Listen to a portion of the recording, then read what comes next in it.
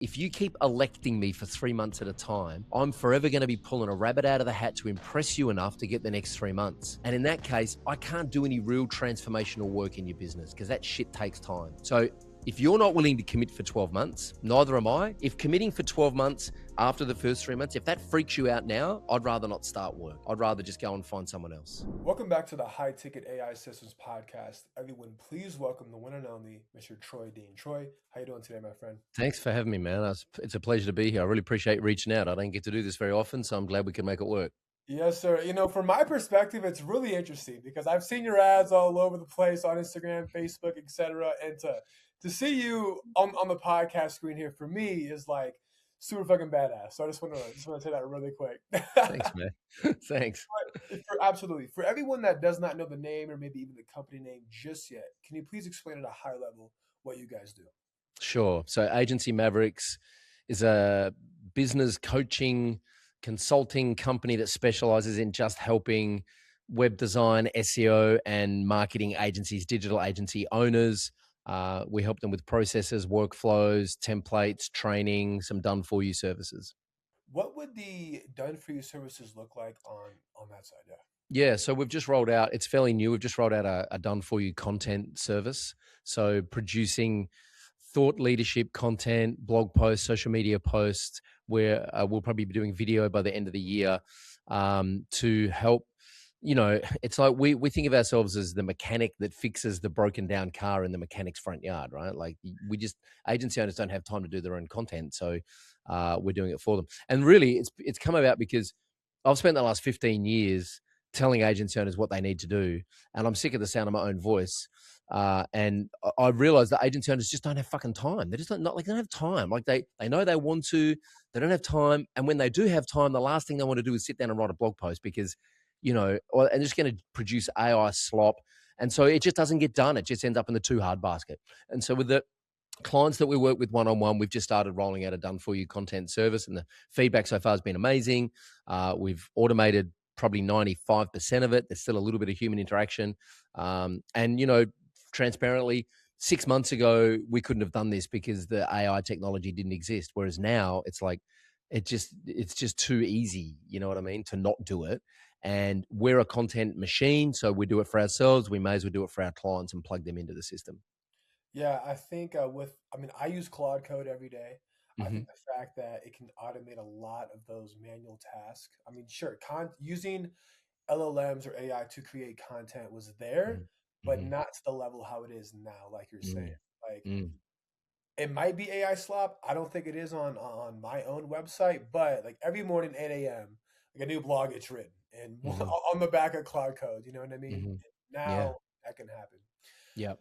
With your, I guess your different service offerings, is it like a tier system? Is it like a package level that they can enroll in, or I guess how does that work? Yeah, we have a 4 month engagement up front, and so most agencies come to us with, a range of problems.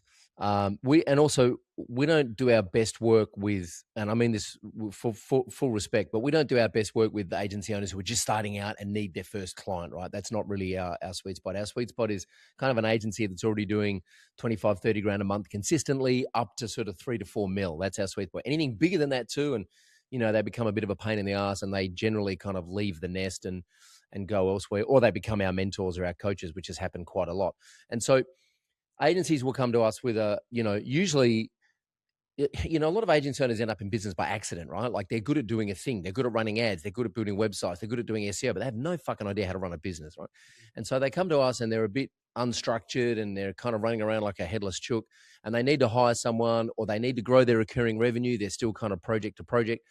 And so we plug them into a bunch of systems. We diagnose what the low hanging fruit is. We get them a quick win in that first 3 to 4 months, and then they ascend into the 12-month program. So the first 4 months is exactly the same. It's just hey, let's get you some wins and let's get to know each other and build enough trust and add enough value so that you can then ascend into what we call Mavericks Club, which is our 12-month commitment. And we've got agency owners that have been in that thing for 4 or 5 years. That's awesome. What type of systems do you typically install into these agencies? Paid media systems? You can elaborate, yeah. Yeah, so So we don't teach our agency owners how to do their job, right? The difference with us is like we don't teach them how to run ads, we don't teach them how to build websites, we don't teach them how to write copy, we don't teach them how to do branding. We teach them is the core philosophy or the core pillars, if you like, is the first thing we do is we teach them how to sell and deliver paid discovery workshops.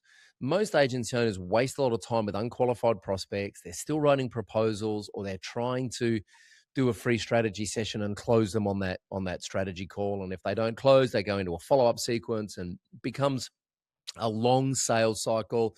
And there's a lot of follow-up, and the agency owner doesn't have a lot of control because they're waiting for the prospect to make a decision. And the reality is everyone's been burnt by an agency.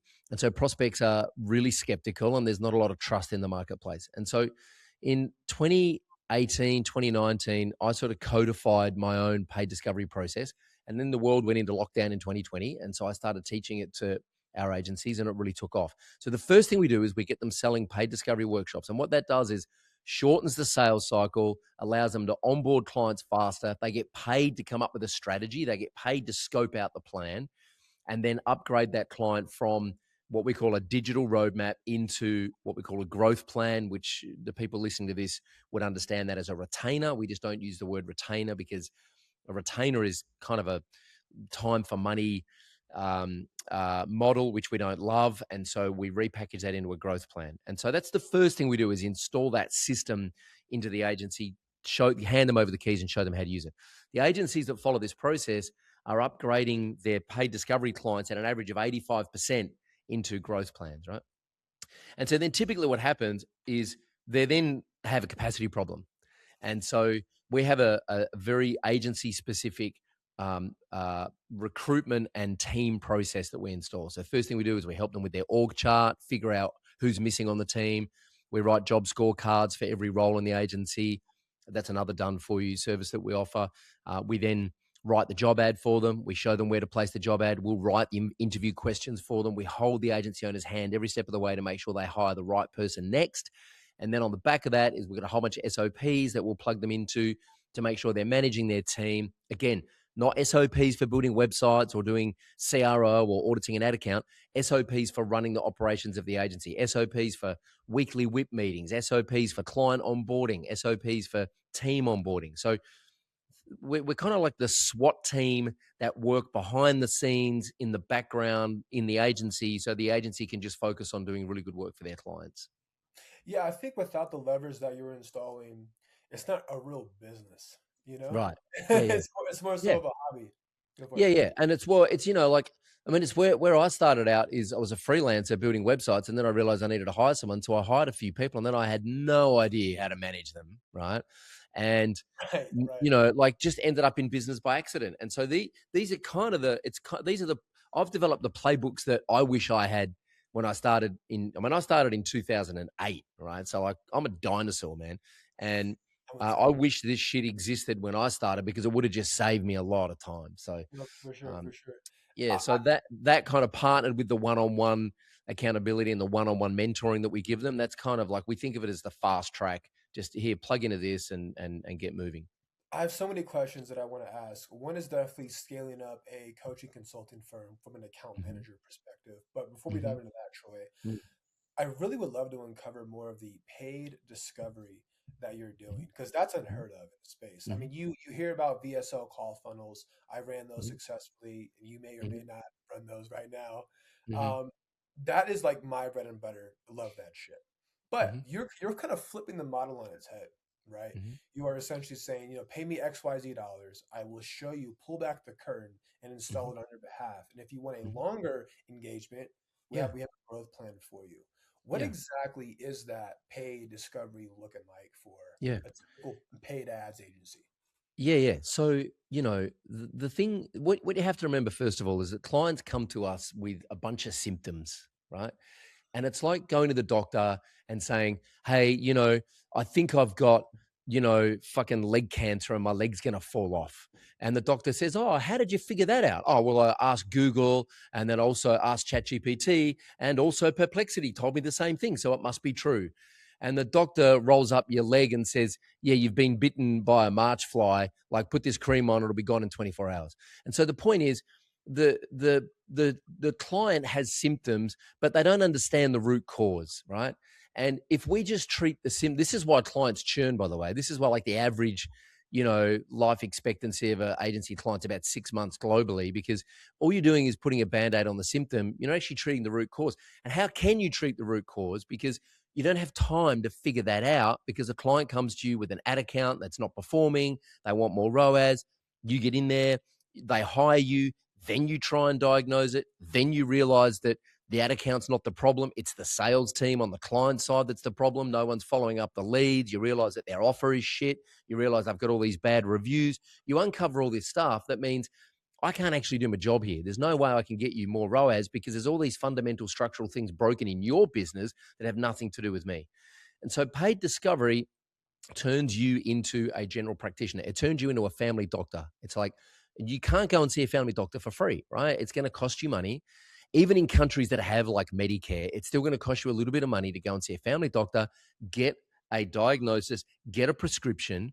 Then it's going to cost you more money to go to the pharmacy and get the medicine, or go to a specialist and get more specialist advice. And so our job as an agency owner is to sit with a client.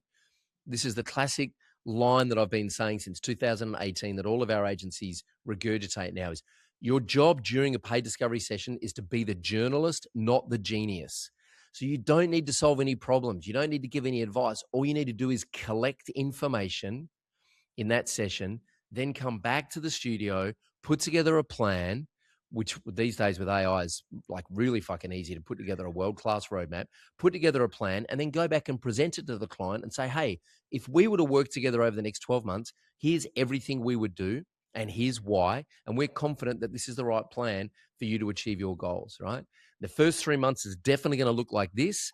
After that, we're not sure, because shit happens and things change, but this is loosely the plan for the next 12 months. First 90 days is locked in. Here you go. It's yours. You've paid for it. You own it.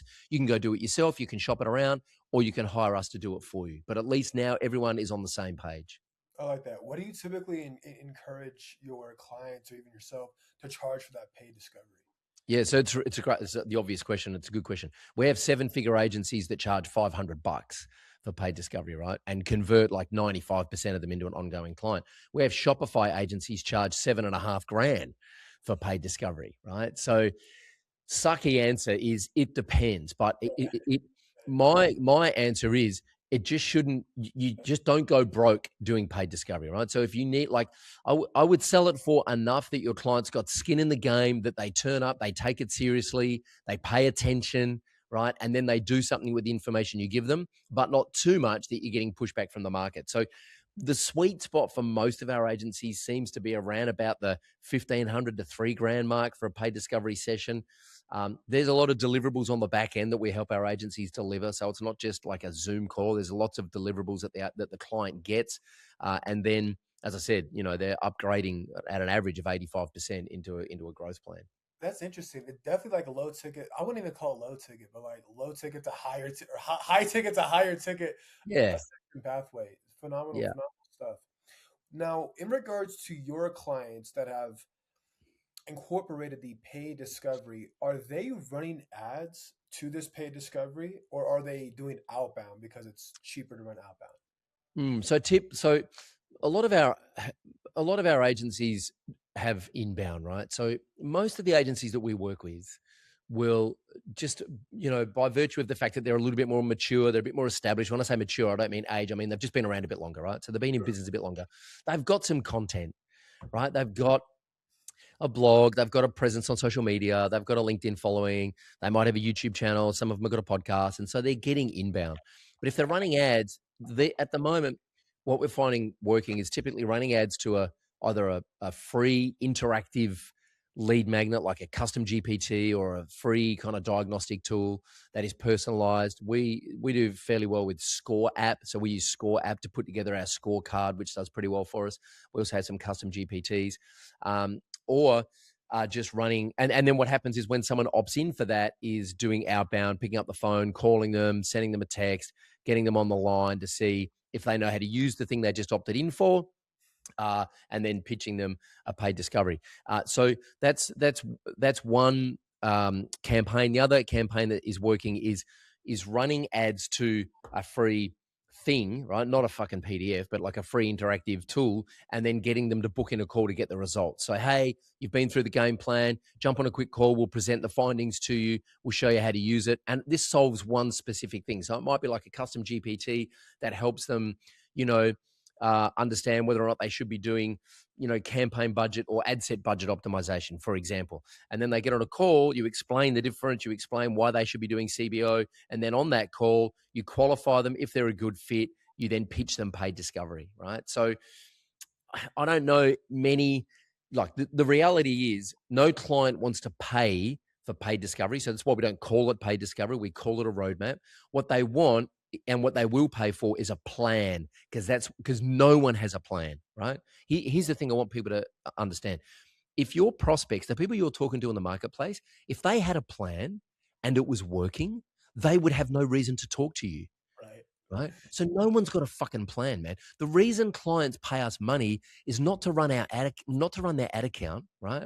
I'm running my ad account now completely from Slack using AI, right? Like you do not, they're not paying you to log in to the beautifully designed, well-engineered Facebook ad manager that Zuckerberg has given us, right? They're paying you to come up with a plan to help them achieve their goals. Everything you do for them along the way is just a vehicle that helps them get closer to the whole, right? So, and no one's got a fucking plan. So I actually think the most valuable thing you can do for your clients is sell them and deliver a plan. The problem is they just don't want that on the front end. So, the old marketing speak, you got to give them what they want in order to sell them what they need. So I wouldn't lead with, hey, come and pay me $1,200 and I'll give you a plan, because that's probably not going to fly. Right, right. Love all the fucking gems you're dropping, my friend. If you don't mind going into it at a high level, how one would conduct that paid discovery. Yeah, sure. So, I mean, this is easy for me because we've got a whole turnkey system for it. And so, the first thing you have to understand is there's a match between what you do, the services you offer. So, the first thing that we get our agencies to do is map out the services you offer, and then I used to do this the old way before AI, but then just use AI to analyze your client. It's very easy to analyze their website, their social media presence, and then have your kind of what we call your signature system loaded up into the AI. So your AI tool knows exactly what you do. They analyze the client and they go, right, here's what the client's missing, and here's how you can help them. Here are the questions that we're going to ask in the paid discovery session. The purpose of the paid discovery session, which, as again, we call in our world, it's a digital roadmap. You might call it a search roadmap. You might call it a paid acquisition roadmap. You call it whatever you fucking want, a content roadmap. It doesn't matter. The purpose of that session is to get the client to articulate to you where they want to be in 12 months' time, where they are now, and what's in the way. Like, why haven't they just done this before, right? What's stopping them? And what else have they tried? So you don't need to come up with any solutions. You just ask lots of questions. We have a slide deck and workbooks that we take them through, and it's typically a couple of hours. Once we've got all of that information, which we obviously automatically record, we just dump the transcription into our AI, and it comes up with, half an hour later, we've got a beautiful roadmap that we can go back and present to the client, which hits every one of their pain points because it's working off the transcript of the call. That's fucking genius stuff right there, my friend. Fucking love it. Okay, so after the paid discovery, we move into the, I don't want to call it a sales call, but is that essentially the next step? Or are we attempting to close on that paid discovery? No, so the paid discovery is we just collect the data. We deliberately then leave at least 48 hours before we go back and present what we call our recommendations, right? And the reason we do that is because, if you think about trust, which if you're a business owner, like your only job is to bring strangers into your world and convert them into clients, and that's trust. And so the way that trust is built is through consistency of behavior, right? So, if you go out with the same group of friends every weekend and everyone has a great time and everyone behaves in a certain way, and then all of a sudden one of your best friends is just like getting absolutely slaughtered on the weekend and like completely punishing himself and passing out, you're like, dude, what the fuck's going on? Like, something must be up because you're behaving inconsistently with what I expect from you, right?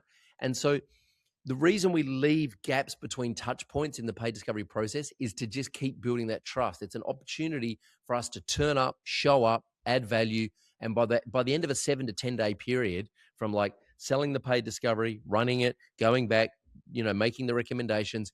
The client, we own the mind share, right? They're waking up in the middle of the night going, "Oh, I can't wait to get my recommendations," and they're thinking about your brand and they're thinking about the conversations you've had. And so then the recommendation session is literally, here's everything we would do. It's yours. You own this, right? Once you answer all their questions, the great close that I learned this from Christian Mickelson about 150 years ago, is the consultative close, which is like, hey, does this seem like a good plan? And of course, the client's going to say yes, because most of it is their ideas, right? And there's no surprises in what you've recommended. And when they say, yeah, this is a great plan, you say, awesome. Would you like our help implementing it? Right? Well, if they say no, you go, okay, I've been paid for my time. There's the plan. Fuck off ski. See you Right. later. All the best, right? If you want our help, here's how it works, right? This is what we charge. This is what we're going to do for the first 3 months. At the end of 3 months, you can walk away. We tear up the contract. If you continue after 3 months, it's a 12-month engagement, right? Because you've just laid out a 12-month plan in front of them. So, of course, it's a 12-month engagement, because otherwise we wouldn't bother putting together a 12-month plan. Right. And that was my follow-up question is the initial plan 12 months all through and through, or is it sounds like it's 3 month, see how success is after 90 days and then 12 months. Go for it. Depends on how much trust is in the relationship. So I put together a 12-month plan. And if there's not enough trust in the relationship, you can say, look, why don't we dance for 3 months? We'll blow you away. And then it's a 12-month engagement after that. And here's why it's a 12-month engagement, right? If you keep electing me for 3 months at a time, I'm forever going to be pulling a rabbit out of the hat to impress you enough to get the next 3 months. And in that case, I can't do any real transformational work in your business, because that shit takes time. Right. So if you're not willing to commit for 12 months, neither am I. Like if committing for 12 months after the first 3 months, if that freaks you out now, I'd rather not start work. I'd rather just go and find someone else, you know? I think it's the courage to say no that makes everything so impressive. Yeah, well, as I said in the green room, dude, I'm 52, so I just couldn't give a fuck anymore. You know what I mean? And I think, and I say that respectfully, but it comes with age, right? Like, I'm literally running out of life to waste any of my time with tire kickers who aren't fucking serious about growing their business. I just don't have time anymore. I'm literally in the back half, or maybe even the back third of my life, right? So, like, I just don't fucking care anymore, you know? And also, I back myself. I'll figure it out. Whatever happens, it's all good. I've been here before. I'll do it again. I'm not desperate. I don't need the client, right? And so, if you have that frame that you don't need it, you're way more likely to win it. And I'll give you a book. If anyone listening to this hasn't read Pitch Anything by Oren Klaff, just go and read that book. It'll completely change the way you approach sales and negotiation. Love the energy, Troy. Seriously, genuinely love the energy, man. Thanks, dude. Absolutely. Now, switching over to how you run and conduct your own business, Yeah. I find it to be extremely difficult to scale up account managers. Hmm. How do you do it so successfully? It's a fucking pain in the ass, man. It's a massive pain in the ass, right? And so the first thing we do, and it's peaks and troughs. Like, we go through periods where we're growing, and then we plateau, and then we contract, and then we grow again. And the first thing is, like, you have to understand, uh, you know, the reason I think account managers churn is because they burn out. And I think that's because agency owners give them too many clients. So we have a cap of 30 to 35 clients. So if an account manager is looking after, you know, 26 to 30 clients, we're like, all right, we're going to need to hire another CSM pretty quickly. We call them client success managers. But also, we use, like, most of what we do is productized. And when I say productized, it's templated. So yes, it's custom for every client, but I don't need to no one's reinventing a spreadsheet for a new client that walks in the door, because it's all templated. And then also, a lot of it's now driven by AI. So if you need a job scorecard, one of my CSMs not sitting down and writing out a job scorecard for a project manager. They're just pulling a template up, spending 30 seconds tweaking it in AI, and then handing it over to the client. So we also have some dashboards built out, which make it easier for our CSMs to manage the progress of where our clients are. And the reality is that our clients are too busy to abuse the relationship with the CSM, right? So if you're dealing with clients who are desperate for results, they're going to be high maintenance. And that's one thing that can burn out CSMs or account managers. If you're dealing with established business owners who aren't, they don't, like, they're not going to go broke if your campaign doesn't work next week. Then that eases the pressure a little bit. And so I think, I don't know if I've answered your question, but there's sort of some of the key, and also just hiring, just having a good recruitment process. So we have a very, very detailed particular recruitment process that we go through. People have to go through 3 interviews before they come on board. They spend 2 weeks just shadowing someone else before we let them loose. And so it's a very detailed process. And we're very intentional about who we bring on and try and put systems in place to make sure they don't burn out. Because if they burn out, they'll leave. Right. From what I gathered, great recruitment process. So hire slow, I guess fire quickly. Mm-hmm. Everything is templated in a good way, in a healthy way, right? Yeah. Why reinvent the wheel when you don't have to fucking reinvent the wheel? You know what I mean? Yeah. Yeah. And then most important thing, don't overwork your account manager. So 30, Yeah. 35 max, you're good to Yeah. go. Yeah, Yeah. there's some companies, they have like 50, 55 Yeah. clients under management. I'm like, dude, how the fuck do you breathe? Like that shit Yeah. sounds like Yeah. a lot of fucking work, you know? Yeah, yeah, totally. Well, I mean, I won't name any names, but I've hired. I mean, dude, I've been doing this a long time, as I said, and like most of the gurus that you see in your feed, I've been in their masterminds, I've been coached by them, or I've hired them to run shit for me, right? Like the biggest names that you can imagine who sprout all the shit that they sprout in their reels. And, I've learned a few things over the years is don't believe everything you read. In fact, believe nothing, right? Until you actually get in the trenches and work with someone because, it's a classic saying that you don't know anyone until you divorce them.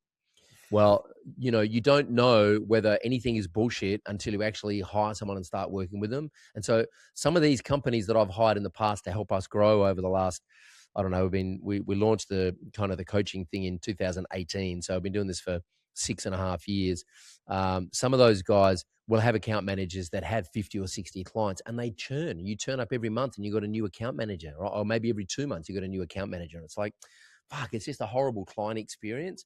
Right. And so yeah, so we have most of our, we have SEO agencies that run a 20 to 25 client limit, and they'll incentivize their account managers to run a certain kind of book of revenue a month, and anything over that, the account managers get a bonus. So, there's structural things. And also I think just having a really good culture in the company, like having like I give everyone an abundance day once a month. Everyone gets a paid day off, right, to go and do whatever the fuck they want. Like go and volunteer at a charity, spend time with your kids, go and sit in a hot tub all day. I don't care. Just take a day off on me, just to reset your nervous system and do something good for yourself. So try and do things like that to, and we're fairly low churn. We have people come here and they tend to stay for a long time. Well, I imagine why. Good on you though for giving that payday off. That's super fucking cool. How frequently do you meet with your team from like keeping your thumb on the pulse of of Mm. the company? What does that look like for you specifically? As little as fucking possible, right? Like I hate meetings, right? Mm. And when I do meet with people, I'm on the phone and I'm generally walking, right? I'll just like if you yeah, apart from doing this shit, apart from like doing podcasts and stuff, if you sit me down and put me in front of a computer, my brain just goes to sleep. I'm just like, I just can't think, right? I've got to be moving and doing something. So we typically talk to each other, daily in Slack. Um, I mean, I can't remember the last time I was on a call with my whole team. We've got one tomorrow because I'm doing a handover of some of the new done for you services that we've built. So we have got a team meeting tomorrow, but I mean, I just fucking hate meetings, man. And I also, when there is a meeting scheduled, I'll always turn up 15 minutes late because I know the first 15 minutes is just fluff. We're just like, everyone's just saying, hi, how you doing? And I'm like, that's great, but I can get some shit done in that 15 minutes and I don't need to do that. So I'll just drop in like, what does everyone need by the end of this meeting? Like, I don't meet without an agenda. Like there has to be an agenda. We have to know the purpose of the meeting. Otherwise we're just hanging out, which is also fine. If you want to just hang out and have a working session, let's just open Zoom and let's just hang out with each other and have a working session, but let's not call it a fucking meeting, right? Right. And if I need to disappear for half an hour, I will, and I'll come back and I'll leave Zoom open, and that's cool. But my team know they can ask me anything, anytime, so I don't need to have a meeting to get people unstuck. They can just ping me in Slack if they've got any questions. Okay, cool. Switching gears here, you run a fuck ton of ads. Talk to us about your media buying strategy if you're open to share. Sure. So which it's changing big time, man. Like, there was a time where we were running ads straight to a booker call funnel, and like some months you would book calls for $250, $300. Qualified call might be 700. you might close at 30%. So it's costing you $2,000 to onboard a $10,000 client, right? They're still not fucking great margins, to be honest, because what a lot of people realize, a lot of people go, oh, it only cost me $2,000 to get a $10,000 client. I'm like, yeah, but what's your cost of delivery? Right. Right? Like, what's your commission to the closer? You just paid the closer 15%. So now you've spent 3.5 to get a $10,000 client, and it's going to cost you 5 to deliver it. So you're down to 1,500 net. That's 15%. That's not great margin, right? So, and then sometimes it'll cost you 800 to get a booked call, and that's not even qualified. So I think the book a call funnel is changing. I think, like, at the end of the day, the reality is I don't want to get on a fucking call, right? Do you know what I mean? I don't like, I click on people's ads all the time. I go in, I book a call, I then email them and go, hey, listen, I live in Australia. I have 2 young kids. I'm 52. I don't give a fuck about getting on a call. Just send me a doc and tell me what it is you got. I'm ready to buy. If the pricing makes sense, I'm in, right?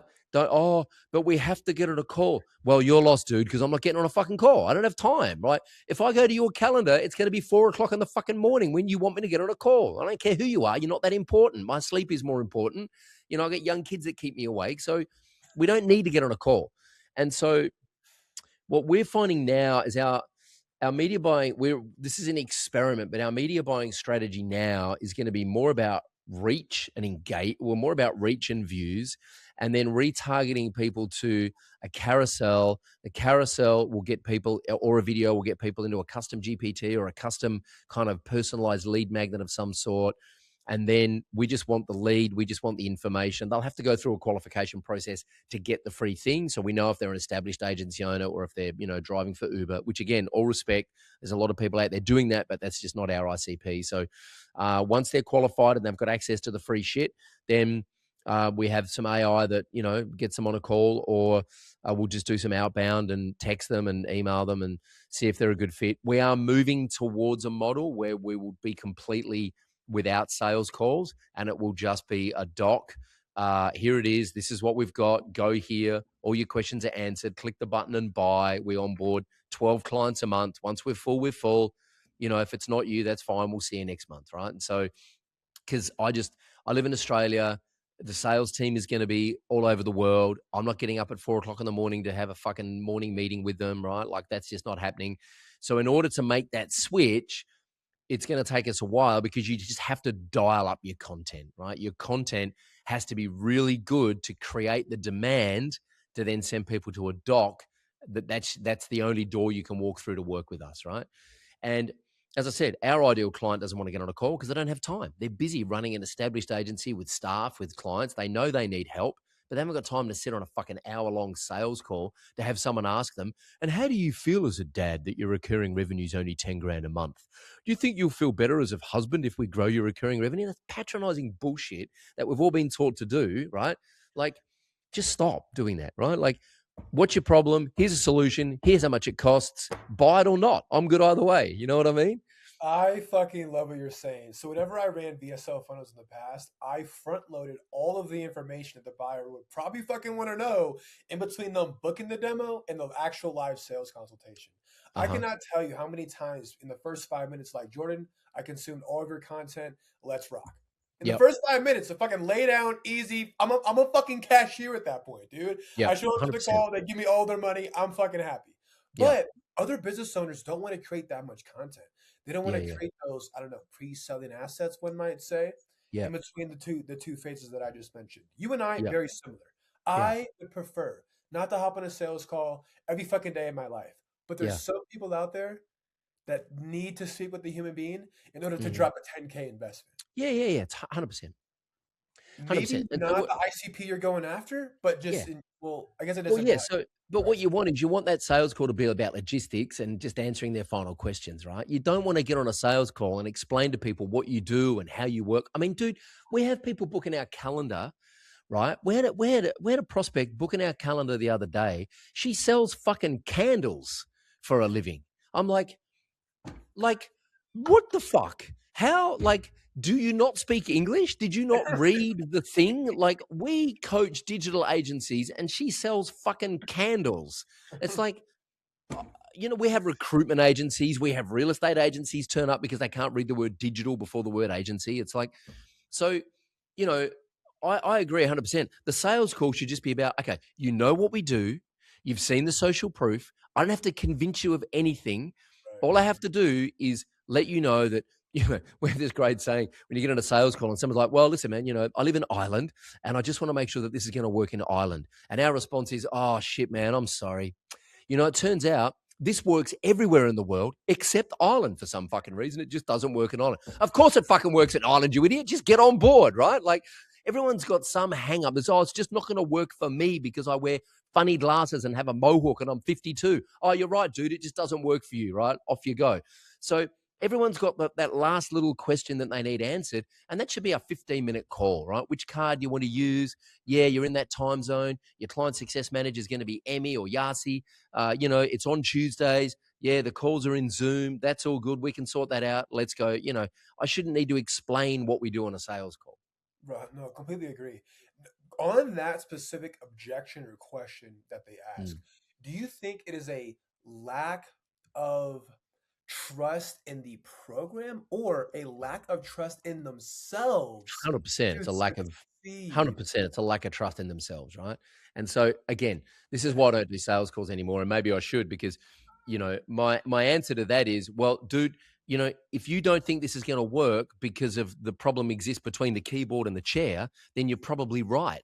It's not going to fucking work. If you're going into this with the mindset that it's probably not going to work because of you, then it's not going to work, right? Like as Yoda said, man, try or don't try. Like, just fucking do it. Like, don't try, just do it and learn and get better and iterate, right? And just be 1% better than yesterday. But if you have some self-limiting belief that this isn't going to work because you're an idiot, you need to go to therapy and have that shit sorted out and then get on board, right? Because we have enough social proof to sink the fucking Titanic again, right? So, like, what is the problem? The problem is not with us. The problem is with you.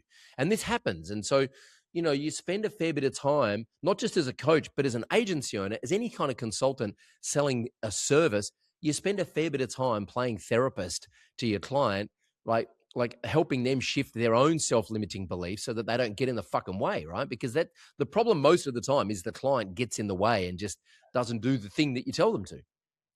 Isn't that so interesting?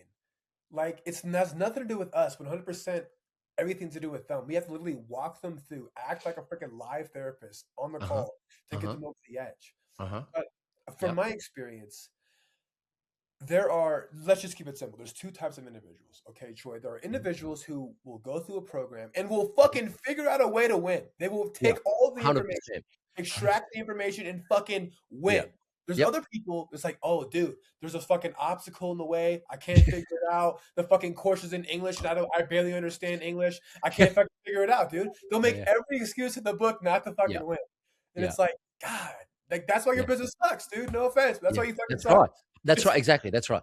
And so, you know what I love? I love when clients come back to me and say, hey, so we've been doing paid discovery, but we tweaked it and we augmented it and we improved it and we did all this shit and it's working really well. And check out the results. I'm like, okay, these are the kind of clients we want, right? Someone who takes it and improves on it and embellishes it and makes it better for their situation. We don't want people to come at us and go, oh, well, I tried to sell paid discovery once and it didn't work. I love it when people say, oh, I've tried Facebook ads and they don't work. Right. Okay. So one of the most profitable companies on the planet and their entire business model is advertising, and you're telling me that their ads don't work. So is the problem with the ads or is the problem with you or that you tried it once and it didn't work, right? So of course it didn't work the first time you try because the first time you try anything, you're shit at it. That's how you learn. Yeah, I 100% agree. And, we try and avoid we're trying to do more and more like calling that out in the pre-sales content, as you mentioned before, is, once they opt in, they book in the calendar. It's like, hey, you need to watch this. One of the challenges that we're having at the moment is we're finding that people just don't even watch the pre-sale video, right? So we're having it transcribed and we're like, please read this email before you get on a call. Because if you haven't read this email before you get on a call and we get on the call and we ask you a question and you haven't read the email, we're just going to fucking cancel the call, right? Because otherwise we're just wasting everyone's time, which again, why I want to move to a model where there is no sales call. It's just everything is here in a doc. Yes, it's a long doc because we answer every question that you might have. If you read the doc, all of your questions will be answered, and then you can decide whether or not you want to move forward.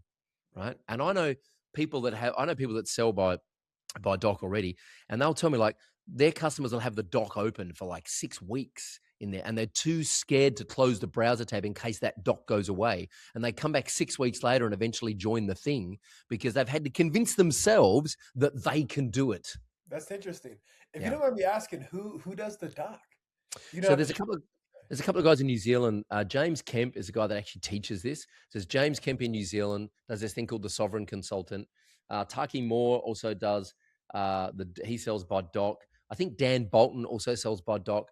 In fact, um, if you Google Loom and Offer Doc, you'll find a whole bunch of dudes selling this like course on how to put together an offer doc and use a Loom video to sell it. And again, like don't believe anything you read, try it yourself and actually learn. But the call then becomes about, okay, you've read the doc.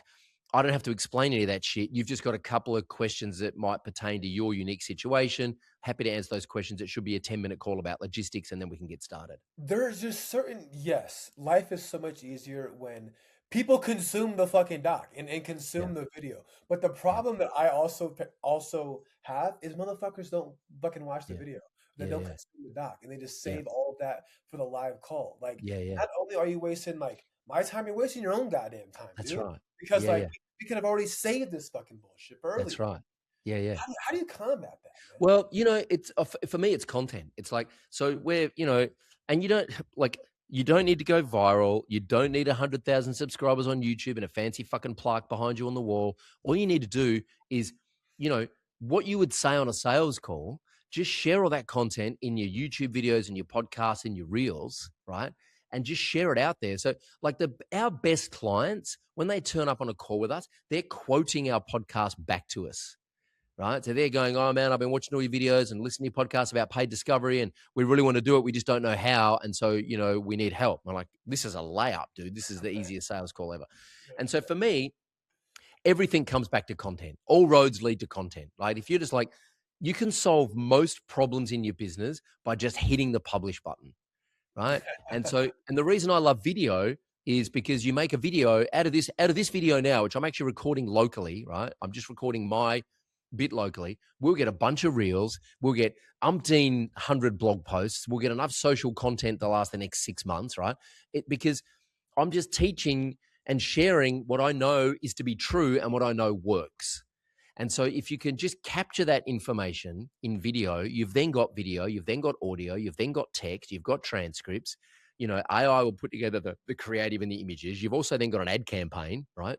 It's the highest leverage thing you can do.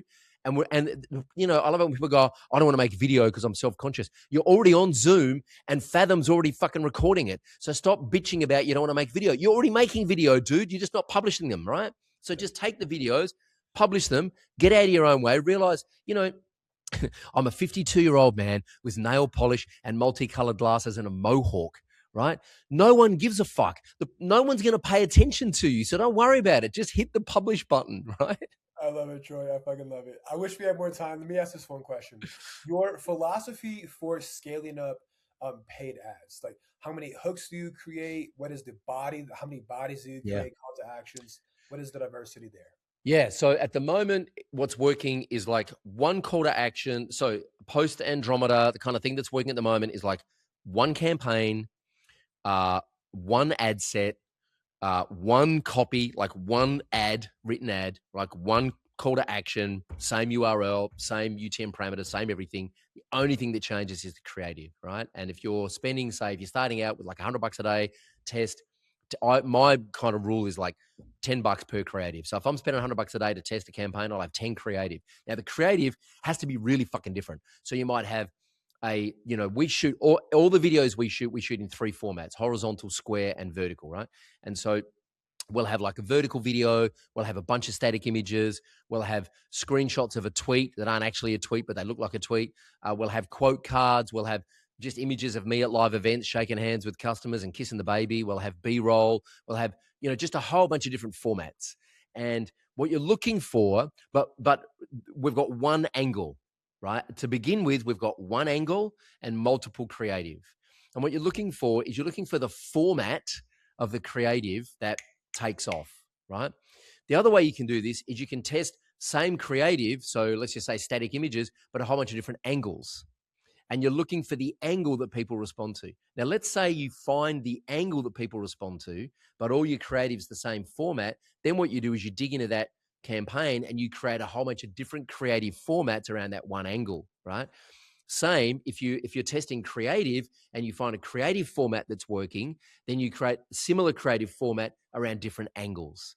And then it's just constantly rinsing and repeating with more creative. You need way more creative than you think to find what works, and then it will work for 2 or 3 weeks, and then you need to refresh your creative. Ain't that the fucking truth, huh? Yeah. Troy, it was a pleasure having you on the show, my man. I had fucking tons of fun. I was laughing my ass off the whole fucking time. Just want to say thank you again, brother. Well, thanks for Um, having me, Jordan. I appreciate you, man, and you should keep doing this because you're good. This just feels like a conversation, which is the way it should feel. So congratulations, man. Well done. Thank you. Last thing, where can they find you? Yeah, agencymavericks.com. Troy at Agency Mavericks is my email. Hit me up on LinkedIn. Yeah, keep in touch any of those ways. Awesome. Audience, till next time.